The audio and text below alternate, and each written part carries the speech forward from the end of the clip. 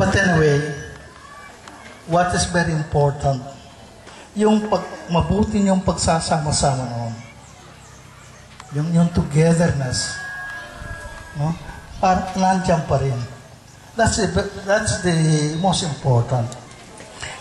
Maaaring tumanda kayo physically, but in spirit, sa kanyang mind, ay nanatili kayong bata, nanatili kayong masaya, nanatili kayong malapit sa Panginoon. I congratulate you, kayo nakapag-isip ng to come together here, no? To renew and reminisce the yesterday of our life. But ang importante, hindi na nakalimutan ng Panginoon. Marami ako natin ang alumni homecoming, walang misa. Sayawan agad. No? Sayawan. Napaganda sayawan. Nag-exchange sila mga gifts. But the good Lord who gave them everything that made them happy, that made them strong, yung not-absent. Ang nakikita lang nila, yung binigay ng Diyos, pero yung nagbigay ang kanilang mga gifts, ang kanilang mga blessings, ang kalimutan nila. Kung minsan, ganun tayo, no? Dahil sa fiesta, yung Christmas, sabi ng isang babae sa akin, matrona, ang ganda-ganda ng Pasko namin, Father. Bakit maganda? Ano ba ginawa niyo? Ay, Father, dinala ko lahat ang aking mga anak. Napunta kami sa Boracay, nag-swimming. Nagsiba kayo? Wala namang isa din, Father. In other words, they were celebrating the birthday of Jesus Christ, and yet the birthday celebrant is not around. Natatanda pa ng bata kami. I was maybe mga 7, 8 years old. They celebrated my birthday in the home. Pagkatapos, meron yung matatanda, may inuman, may pulutan. Saya nila. Kami mga bata, nagtatakbo kami. Sabi ng tatay, "Oy, mga bata, punta kayo sa kwarto." Ukong kayo. You are stopping us. Ang birthday celebrant, kinulong sa kwarto at silang nagsaya. Yun ang nangyayari paminsan-minsan. Birthday ni Jesus Christ, masaya tayo. Di ba? Masaya tayo. May putukan, may sayawan. Pero yung birthday celebrant is upset. Kung ikaw ang Diyos, ikaw si Kristo, what will you think? Masasaktan ka, hindi ba? Masasaktan ka. It is my birthday, and yet they don't even remember me. They remember different visitors to welcome them in their homes. Kasi may party. Ako may birthday celebrant is never invited. Nung pinanganak si Jesus, naglibot ang father niya, si Joseph. Si Mary, they went around Jerusalem, Bethlehem, looking for a house to stay in. Lahat ng mga bahay, sabi na, there is no room for you. Walang kwarto dito. Walang kwarto sa kanila, pero may mga kwarto prepared for their important visitors, yung mayayaman.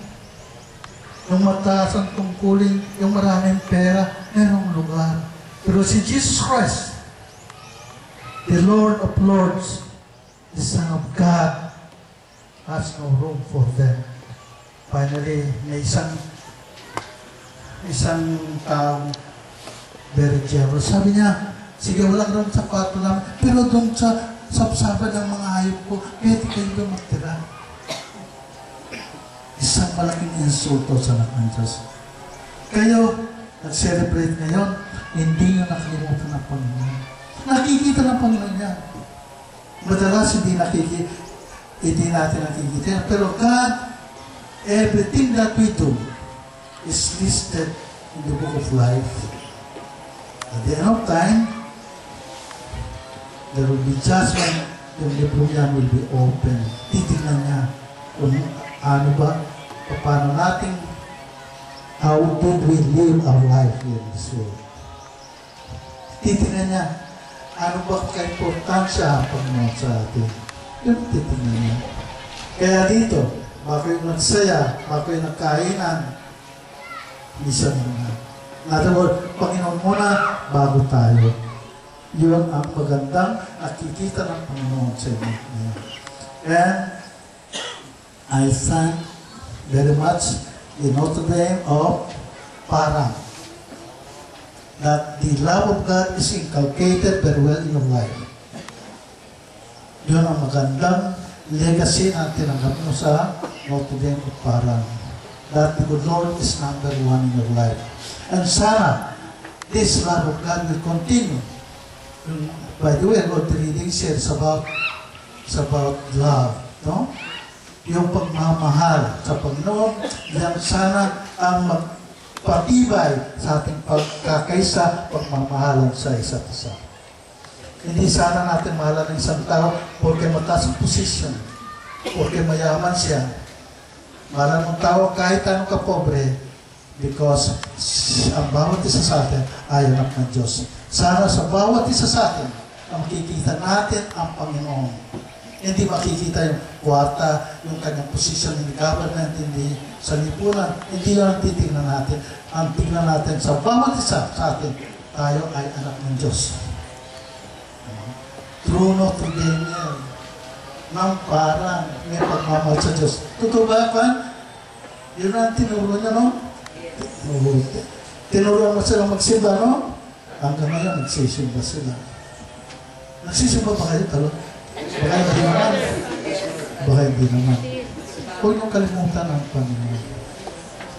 The thing that is strengthen our camaraderie, our oneness, is not the money. It's not our education. It's not the position that we occupy in the community. But the thing that gathers us together is the love of God. Kaya patuloy niyong pagmamahalin sa Diyos at pagsisimba araw-araw. Ngayon, nag-gather kayo in the name of the Lord. You should gather in the name of the Lord always with the people outside in the church every Sunday.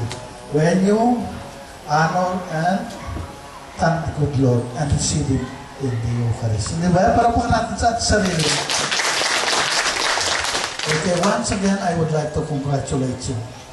I would like to congratulate you first for remembering to gather yourself here to celebrate the 30 years ng pag-graduate ninyo, yung 30 years ninyo upang pasalamatan ng Panginoon, upang i-honor God in this holy sacrifice of God. Once again, congratulations. God bless you. In the Father, Son, and Spirit. Okay?